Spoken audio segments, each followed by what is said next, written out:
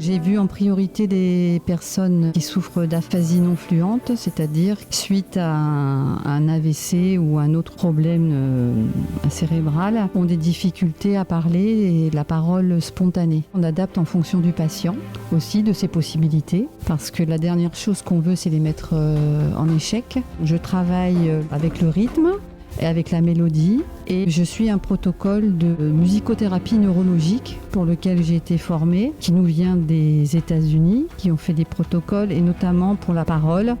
C'est-à-dire qu'on passe par le chant pour solliciter d'autres zones cérébrales que les zones qui ont été abîmées par l'accident vasculaire cérébral, et permettre à ces personnes de s'exprimer spontanément, ce qui est très difficile pour elles, puisque c'est la commande volontaire qui est atteinte dans leur cas. Donc vous jouez, il faut regarder Fanny, Christophe, d'accord? Pas moi. Hein? Il faut regarder elle, ouais.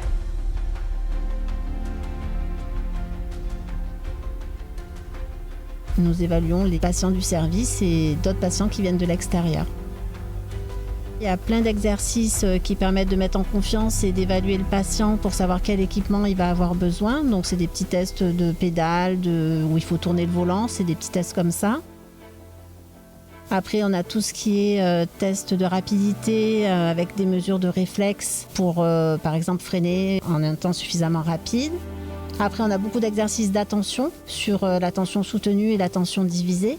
Et après, on a des parcours de conduite où là, il y a des situations à gérer, où le patient va devoir évaluer les informations et prendre une décision en fonction de ce qui se passe. Au niveau du bilan, ça nous donne une indication sur les capacités de la personne à reprendre ou non la conduite, même si ce n'est pas nous qui sommes décisionnaires de ça, mais on va pouvoir donner notre avis et donner aussi notre avis sur l'aménagement. Ça peut permettre de les rassurer aussi, de voir que la conduite va être possible avec tel ou tel aménagement.